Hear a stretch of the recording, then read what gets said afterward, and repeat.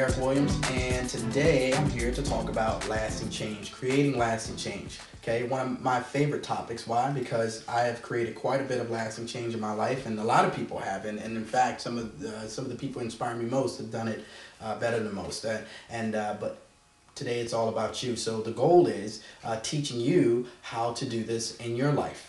Now, if you're asking, why would I want to create lasting change? What's so important about lasting change? Well, let's just put it this way. Any goal that you set, anything that you want to achieve is going to require, in most cases, change, okay? Now, of course, some goals are more challenging than others, but either way you look at it, creating lasting change can help you to make improvements or just achieve success in any area of your life.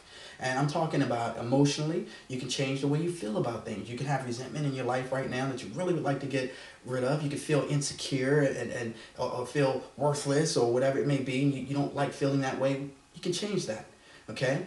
And that's emotionally. You can change your relationships. Maybe you don't have the relationship that you want with your spouse, with your girlfriend, with your kids, with your coworkers, with your friends, with your parents, whoever it is. You can change that. Okay, you really can.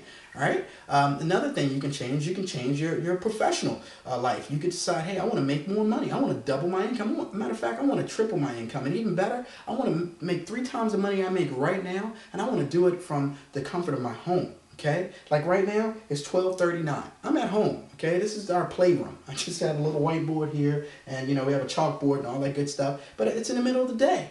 Okay.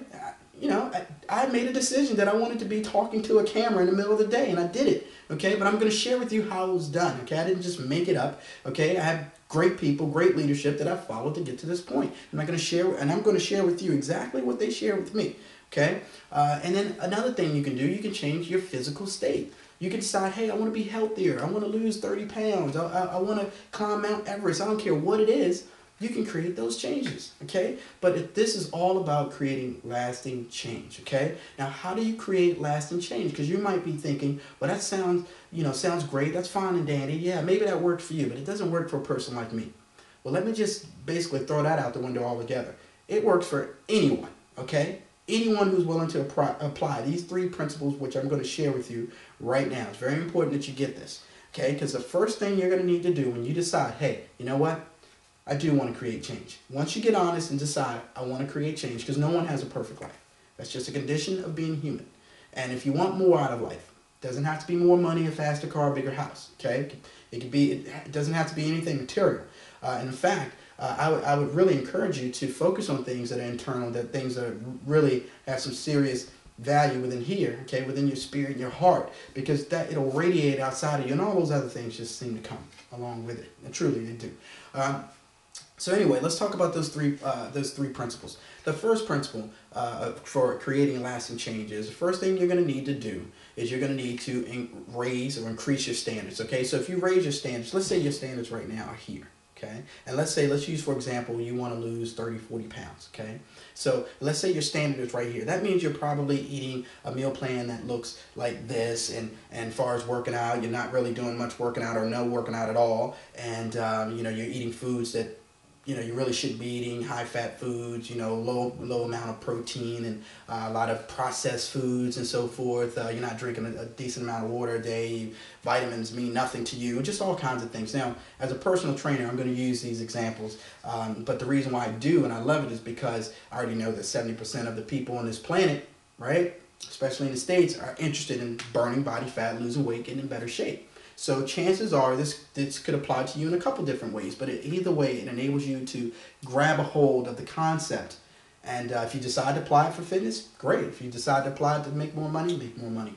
Okay, so we're talking about raising your standard. So we're going to go from here with the standard to here. And the reason why I would challenge you to create a standard that's not eye to eye right now, if you're seeing eye to eye with your standards, your life isn't going to change, because you have exactly what that standard has basically dictated that you'll have in your life. But if you raise your standard here and you look up, right, a standard here forces you to look up, then guess what? You're going to be inspired. Why? Because the definition of inspiration is to look up anyway. And if you're looking up and you're inspired, you're going to see things you never saw. You're going to hear solutions you never heard. You have a book probably on your shelf right now that has these answers in it, but the reason why you've never read it is because you didn't change your standard, right?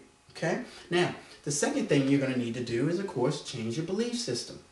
Now, that's huge, because once you change your standard, the only reason why you would actually achieve that is because that you know that you're absolutely certain that you're going to achieve it, which means that you would have to change your belief system. It couldn't be, I think, or I'm going to try. You have to be absolutely certain. So the reason why you want to be very considerate of this when you're increasing your standard and you're deciding to take on a new belief system, because if I took on a belief system that I want to go from being 5'7" to 6'7", and I actually, somehow was able to convince myself that I could do that, I probably would wake up in a mental hospital somewhere at some point in time, because that's just crazy, okay? And there's a lot, I can get stronger, I can put on more muscle and things like that, but I can't, at least right now, I'm not going to grow a foot, right? Okay, so what I want you to do is make sure that as you change the standard, you take on these beliefs, there's things that are achievable. They challenge you, but they're achievable.